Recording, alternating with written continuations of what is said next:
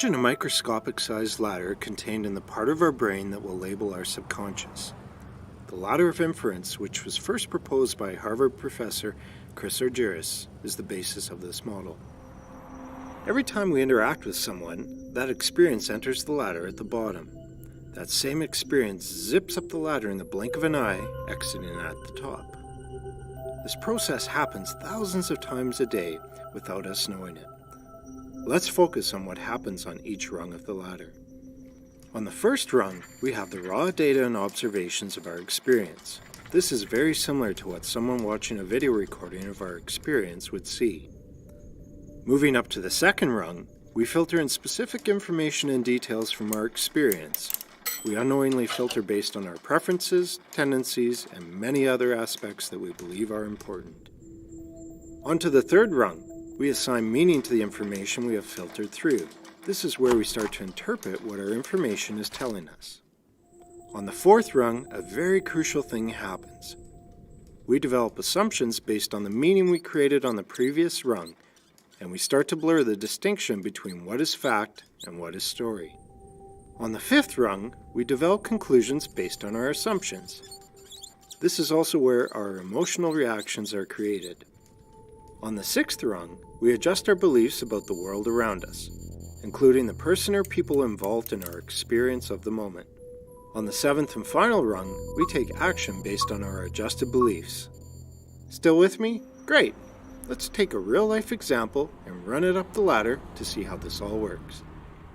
Have you ever been cut off in a parking lot, signal light on, as you steer toward your coveted spot only to slam on your brakes at the last minute as someone pulls in front of you and steals your spot away? Imagine that experience and notice all of the data and observations landing on the first rung of your ladder. Now let's watch what we pay attention to on the second rung. Who cares that it's sunny out and the birds are chirping?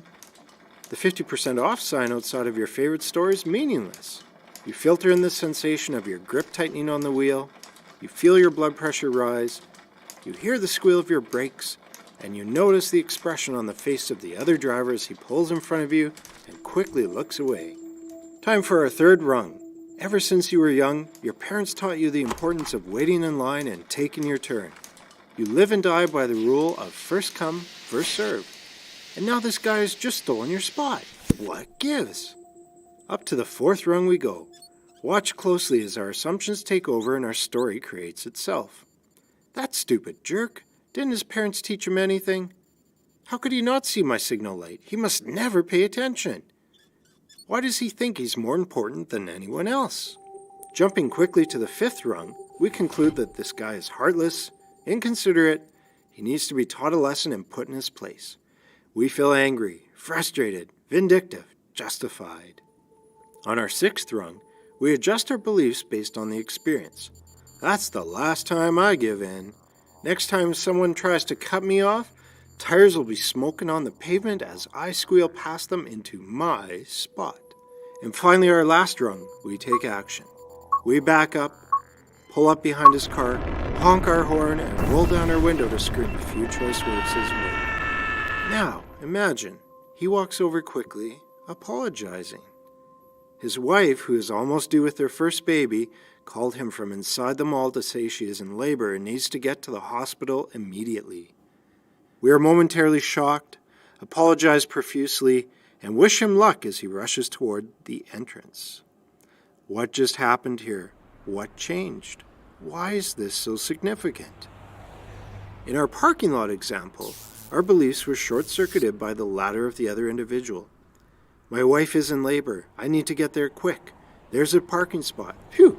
Oh, geez, I cut someone off. I better apologize quickly so they don't think I'm a jerk. But what if we were able to short-circuit our ladders ourselves? Proactively, by choice. Guess what? We can. Let's return to our unique human function of free will. Next time you notice yourself reacting to your experience, pay focused attention to your ladder. Ask yourself what beliefs are at play, where did they come from?